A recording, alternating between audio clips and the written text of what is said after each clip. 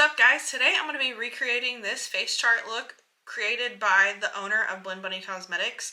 If you want to follow her face chart Instagram, I will pop it up here. I've actually been prepping my eyes with the Urban Decay Quickie Concealer lately. It's just been a lot easier, and also because I ran out of eye primer, I just figured might as well use up the concealer. I'm trying to debate if I should use the Ellis palette or Taj's palette. I think I'm going to use Taj's palette for the purples, just because the purples seem more true to this look. I think I'm going to use the green from the Ellis palette. You do not have to use Blend Bunny eyeshadow palettes. Any colorful eyeshadow palette will work for this. I'm going to go in with the darker colors first. So I'm going to go in with Rest Mayhaps. I'm just going to stamp it along my crease. It's going to look real scary at first, but what I look doesn't. I'm going to go along the edge of what I just put down with the shade Powerline from the same palette. I'm taking the shade Moomy, doing the same thing and going along the harsh edge of what we laid down prior to that. Then we're going to cut the crease. I'm going to go in with the P. Louise Mama Mitchell Acid Rain Canvas. This is what I use to cut my creases. Just always what I've used since like 2016.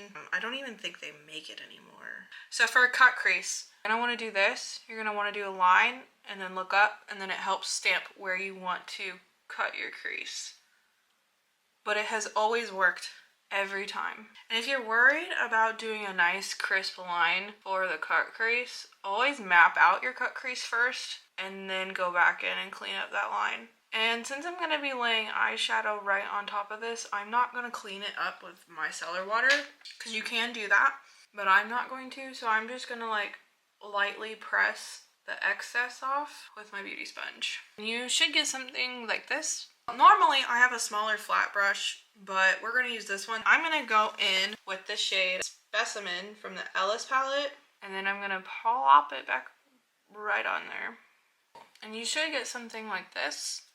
I'm going to go back in with that first brush we used and with the purple from Taj's palette, which is Rest Mayhaps. We're just going to lightly buff back and forth so it doesn't turn super muddy with the purple and the green. Just enough to where it looks blended and not like you didn't finish the crease. I'm going to go back in with the shade Moomy, and you can totally make fun of me if I'm not pronouncing that right. This is what we should be working with. And then we're going to do the eyeliner. I'm going to go in with Melt Cosmetics Onyx Gel Liner.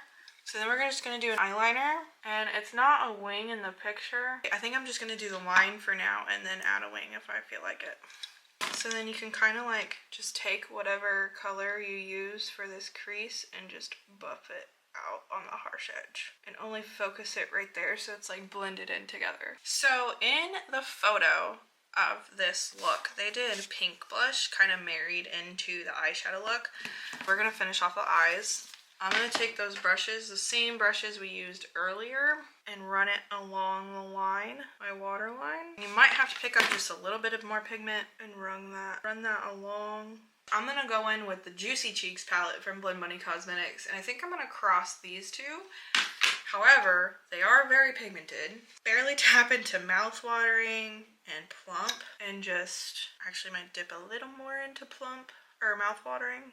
Oh yeah, that's perfect. So I'm going to take the shade Raw, which is more of a neutral pink, and then I'm going to take a brush with some setting powder on it just to kind of diffuse that a little.